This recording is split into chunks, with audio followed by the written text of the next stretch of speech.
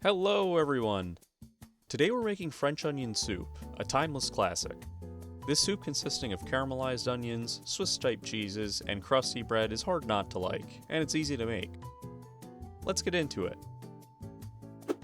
I'm sure you've guessed we'll need onions, so let's start with those. Any type or combination of onions will do. They each have some unique characteristics though, and that will be reflected in your soup. I'm just using some standard yellow onions here. We'll peel and slice them, leaving them on the thicker side. I'm slicing these from end to end, so they'll hold up in cooking a bit better if I were to slice them into half moons. They're going to cook for a while to fully caramelize, so that and keeping them a little on the thicker side ensures that they maintain at least some of their texture after all of that cooking. They're going to cook down to about half of this after we're finished with them. For our cheeses, you could use any variety of Swiss or Alpine style cheeses like Emmenthal, Jarlsberg, Comté, or others like this Gruyere I'm using here. The Gruyere is going to be the cheese melted right on top, so it's going to take center stage. But I want there to be some melty bits in the soup itself, so for that I'm just using some basic domestic Swiss cheese slices here that I've cubed up. They'll provide the melty texture I'm looking for without costing me twice as much in fancier cheese. You'll want to use a crustier style of bread like this one, which is a French loaf, but an Italian loaf or a French baguette would do just fine. We'll just cut some thick slices out of it. Softer breads won't be able to retain their form very well after soaking up liquids. As for our wine, I'm using Pinot Grigio, but any dry, crisp white wine will do here, like Chardonnay, Sauvignon Blanc, even Riesling would be lovely. My secret ingredient in this soup is a splash of some balsamic vinegar. It really brings out a richness and sweetness from the onions and gives the soup a nice color. And last but not least, our stock. I'm using a good quality beef bone broth here. This is a thinner soup, so making sure our liquid is flavorful and rich is important. Bone broth contains a lot of collagen that will give our soup a bit of body since we won't be thickening it. But a normal, good quality beef stock will also be fine. To begin, we'll get a deep pot over medium-low heat and add a good amount of butter and then our onions, stirring them thoroughly to coat them in the butter. I like to help coax them into individual sections since they're sometimes stuck in larger wedges. I'm just going to add a little bit of salt here. I find it helps the onions break down a little bit more effectively as water is pulled out from them from the salt.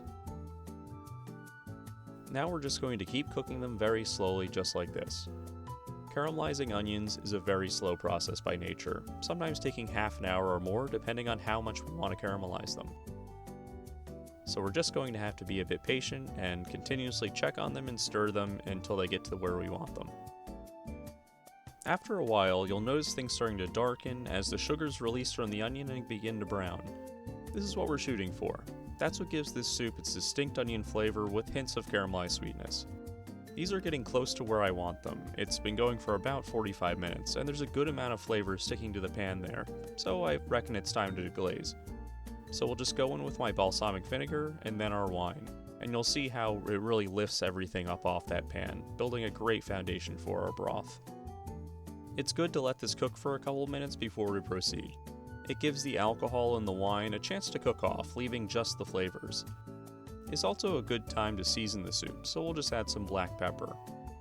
If you did want to thicken your soup with a roux, now is the time when you'd add some butter and some flour. Personally, I think the soup's thickness should be based entirely off your onion to broth ratio, but that's just me. After that, we'll add our stock and our herbs, some thyme and bay leaves. Fresh or dried, either is totally fine. I've just tied a little butcher's twine to the bay leaves to help fish them out a little easier afterwards. And we'll just let this simmer for a good 15 minutes or so. This is looking proper, so it's time to bill out our soup. The soup is usually baked in a crock, but any oven-safe bowl will do honestly. We'll just add a couple ladles of our soup, making sure we get a good balance of onions and broth, and we'll leave a little room for our slab of bread and cheese. I'm putting a layer of my everyday cheese down first, then covering it with a piece of the bread. The cheese is going to melt in the soup, but it won't melt into the soup, if that makes sense. It turns in these globs of molten cheese that don't dissolve into the soup. It's great. Now let's top this thing off with our Gruyere, or whatever cheese you're using, and a healthy amount of it. We'll then get our soup right into a hot broiler for about 8 minutes. You could bake this here too, but it will take considerably longer for the cheese on top to get crusty like it does when you're broiling.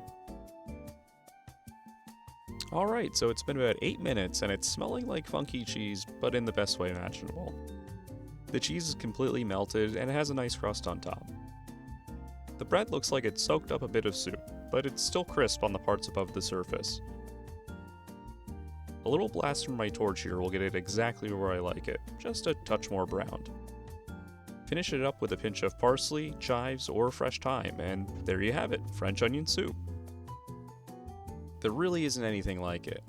Cutting into that crusty but soggy at the same time bread filled with all those savory and sweet onion flavors, all while covered in melty and crusty cheese. So many different textures, aromas, and rich flavors coming together from pretty simple ingredients. Now go out there and make some French onion soup. I believe in you. If you believe you'd like to see more cooking tips, recipes, that kind of thing, help me continue making more videos by liking and subscribing. And as always, thanks for watching.